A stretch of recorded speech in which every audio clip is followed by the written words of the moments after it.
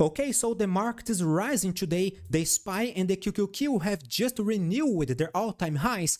However, we still see signs of exhaustion nearby, and if the market starts to correct, well, then you can't complain that there were no signs at all, because there are. So you can't be too careful over here. Let's see what's going on. Let's see what's happening in this video. Welcome to the Finance Hydra channel. My name is Nathan. It is a pleasure to see you guys over here, and I invite you to join the 5% project. We are here teaching traders how to make money consistently, no matter what the market is doing, because we trade with intelligence, we trade with strategy. So join our Telegram channel. You have 7 days for free. There's a reason why we are called the 5% project. The QR code's right here, link in the fixed comment below.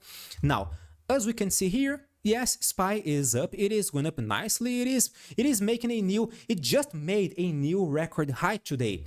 However, it is particularly annoying that this shadow appeared right after it broke the previous record high, only 4 cents above last week's high, by the way, and we see this shadow above today's candle, suggesting that yes, it is losing momentum right under the previous all-time high. Of course, this is not a top signal yet. It could be, but it is not. When we analyze the QQQ, tech stocks are very strong. We see a massive bullish candlestick pattern. We are clearly above last week's high over here. So yes, okay, tech stocks are doing just fine. The QQQ is looking very strong. However, SPY isn't. SPY is still looking quite weak over here. It is showing a few signs of exhaustion over here, and if we actually materialize a top signal, it could easily trigger a pullback. And any pullback to the 524 or maybe to the 21 EMA on the daily chart would be totally normal, natural, expected, and probably this is gonna be just another buying opportunity. However, we still should be careful. We should not get so greedy in this scenario, far from our support levels, near the all-time high, showing exhaustion signals under the all-time high. This is not a good time for us to get greedy. Of course, there is no top signal yet, but it could be, especially because when we analyze other stocks, like the Magnificent 7, only Google, among the Magnificent 7, only Google is actually making a new record high today. When we analyze Microsoft, we are not. We are below the all-time high. Apple, far below the all-time high. Nvidia is almost there, but it is still below the all-time high. Amazon, below the all-time high, near the support level at the 21 EMA. Meta, right under the 21 EMA, far below the all-time high.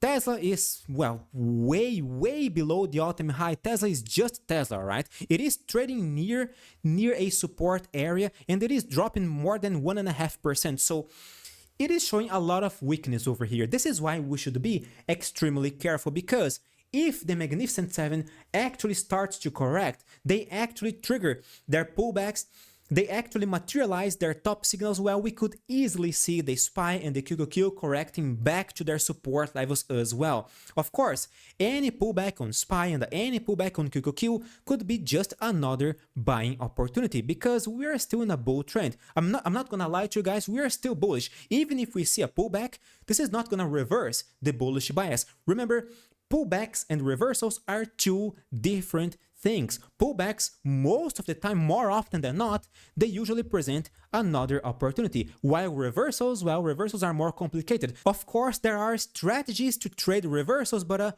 right now we can't count too much on a bearish reversal right here, right now at least, because we are still bullish and because we don't see any meaningful bearish reversal chart structure. Yes, we see exhaustion signals, we see a possible top signal on SPY, but there is no clear bearish reversal chart structure yet.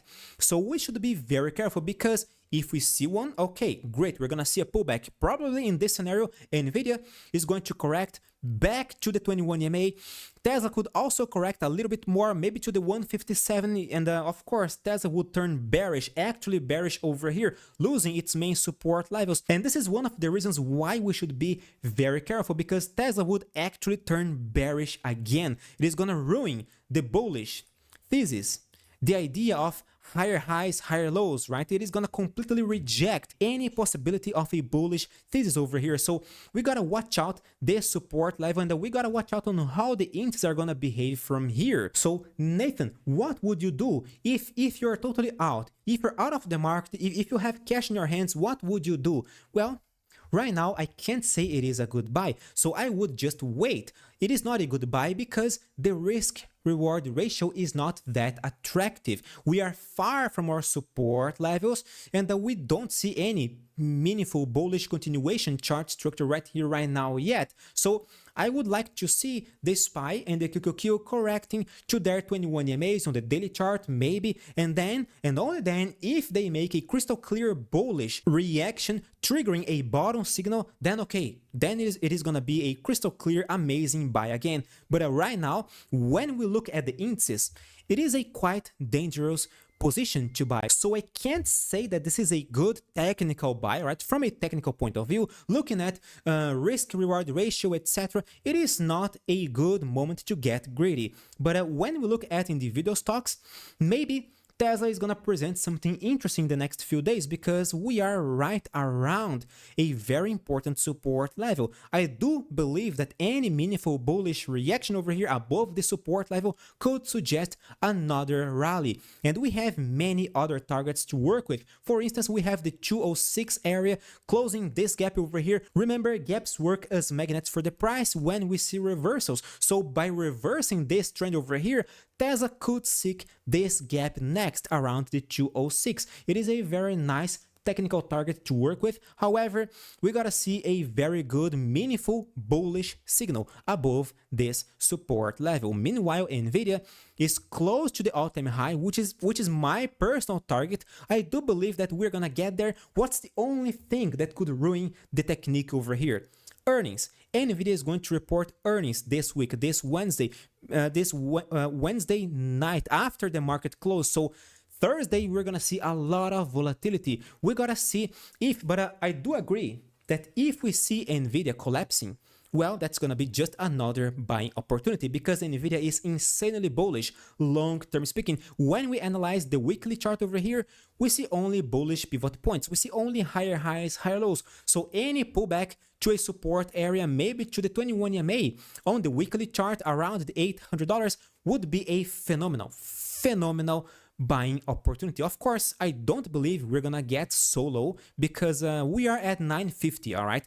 For us to get to the $800, Nvidia would have to drop 16%. That seems to be a lot, but it is possible. I'm not gonna lie, it is possible. But if we see a correction, to me, it is gonna be just another buying opportunity because the bullish bias, the bullish thesis is still valid over here. Just as it is still valid on SPY, it is still valid on QQQ, it is still valid on Tesla. Now, Palantir is another one that is very interesting. However, unlike these stocks, Palantir is not bullish yet. In order for Palantir to become truly bullish, we gotta break the 21.85 and break the 21 EMA on the daily chart as well.